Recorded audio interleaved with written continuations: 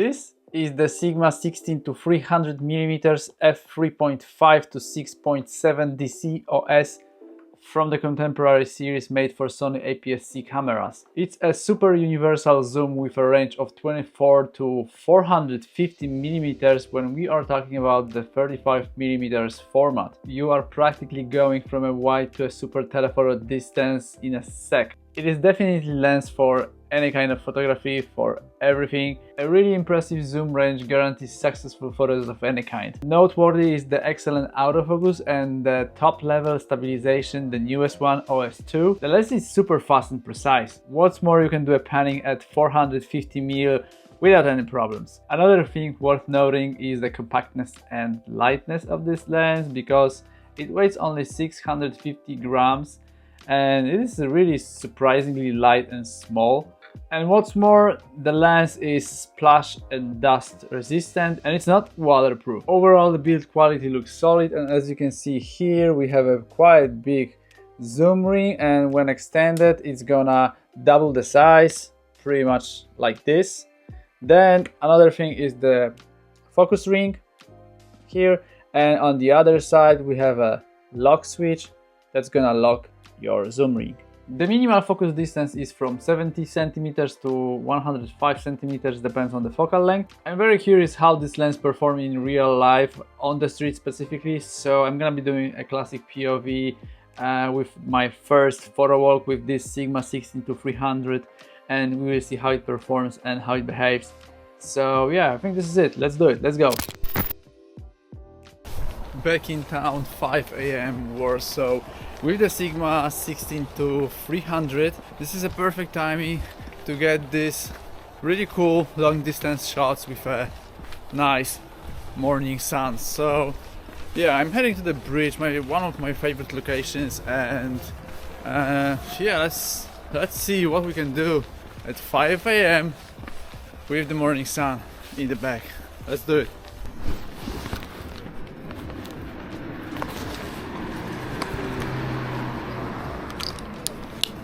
Okay guys, so the main problem with the long distance lenses is the settings. Obviously you can go auto, but if you are going manual like me, then you have a big problem with the, let's say, ISO, for example. And this is an example for the beginning of the video, because the range is awesome. But let's say you are having the full 300 millimeters, and let's say that's the shot, and then you are switching to 16 and it's overexposed. So basically you have to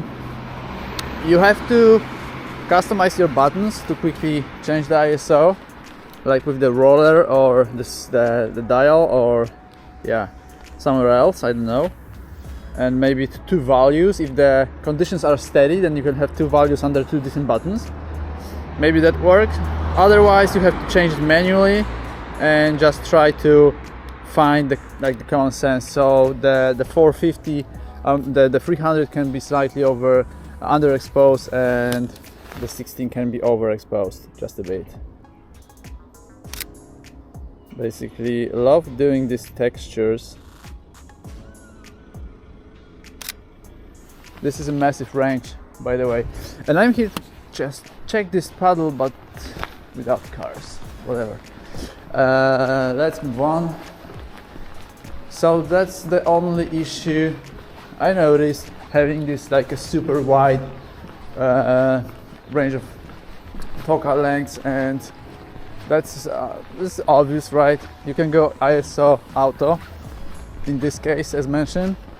This sometimes helps, but yeah, I think it destroys your photo as well.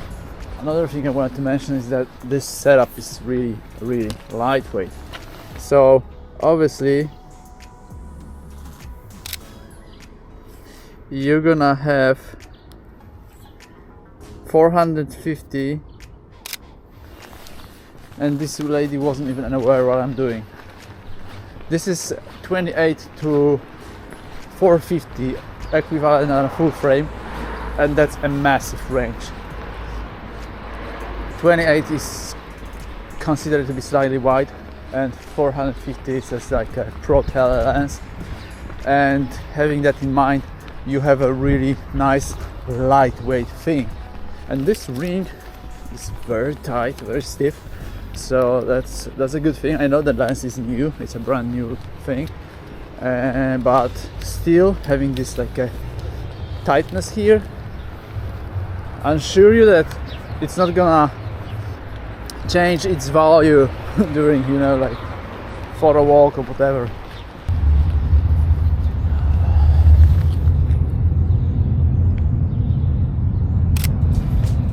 Let's go. Not sure what he's doing, but oh, there is this guy cleaning the ad.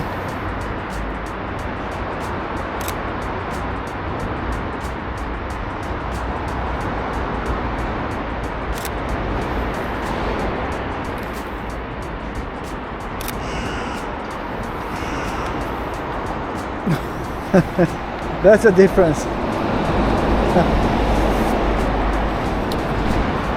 So as I mentioned, you can use the lower value to even take some symmetries.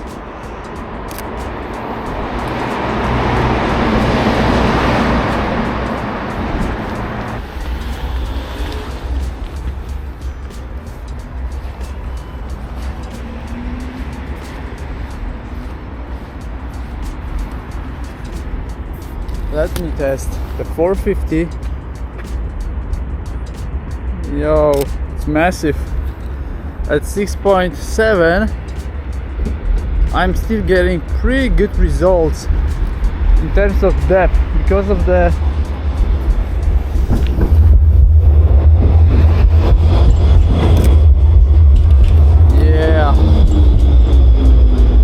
let me go with the ISO at 100 maybe.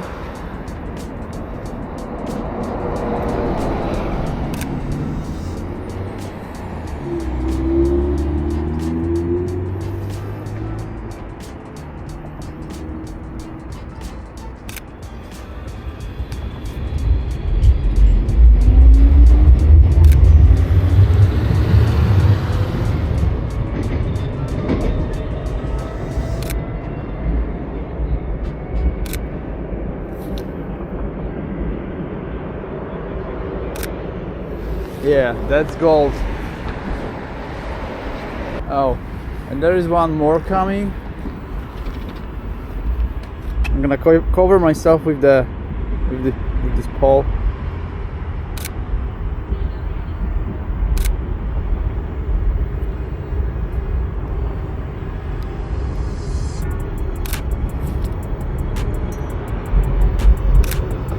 Yeah, this is massive.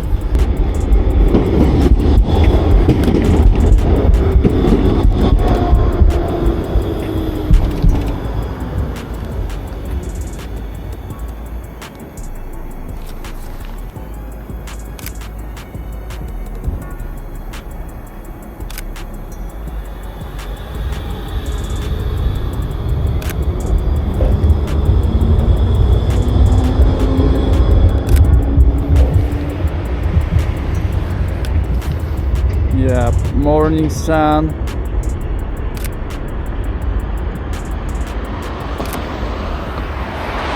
Good spot here, so let me take a comparison of 16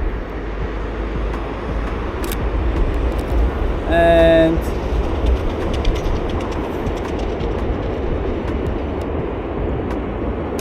450. That's like a lot.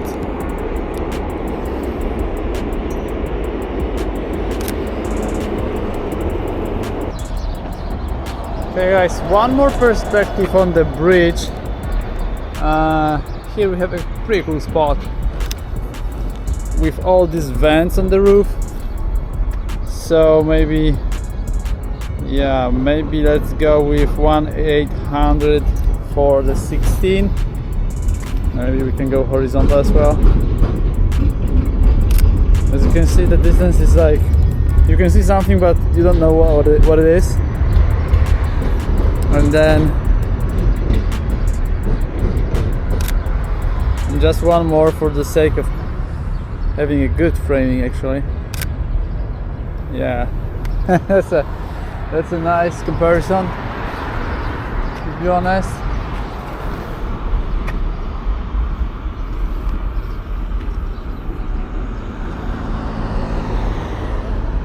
Now random street view.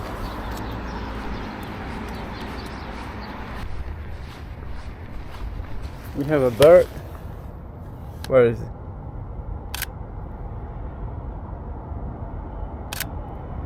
Yeah. Okay. Whoa.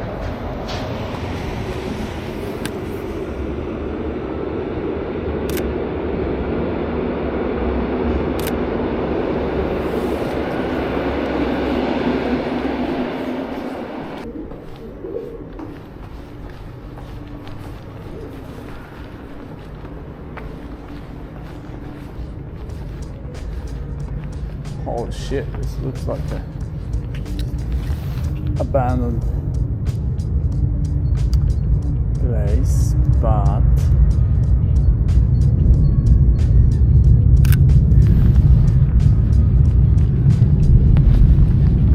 it's gonna be a good test of the symmetry. And yeah, we can lower the shutter to say 140. Yeah, it's still pretty good. All the way down to 250.